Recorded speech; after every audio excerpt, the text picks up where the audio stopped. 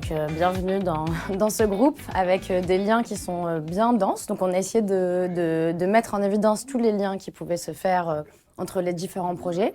Donc il y a beaucoup de liens autour de trouver par exemple des patients partenaires. On voit qu'il y en a beaucoup, de pouvoir avoir des informations, des vulgarisations. Il y a beaucoup d'échanges de connaissances aussi sur des pathologies spécifiques. Il y a pas mal de mutualisation de ressources, d'accompagnement.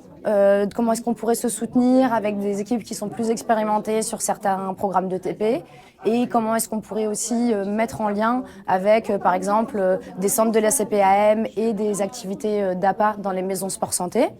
Donc si on regarde un petit peu les projets, on a vraiment un peu de tout. On a des projets qui sont autour donc, des maisons sport santé, APA.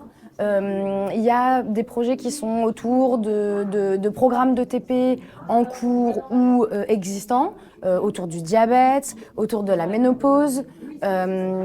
On a aussi pas mal de projets donc, qui sont en lien avec comment est-ce qu'on peut faire intervenir des patients partenaires ou des aidants ou des patients dans la conception ou même dans la co-construction de programmes, de projets, dans des relectures, enfin voilà, pour vraiment les impliquer dans la plupart des projets. On a des projets autour de la sensibilisation au handicap et à la différence à travers des projets dans des écoles. On a aussi un réseau pour faire intervenir des patients dans le cadre de vulgarisation ou de relecture.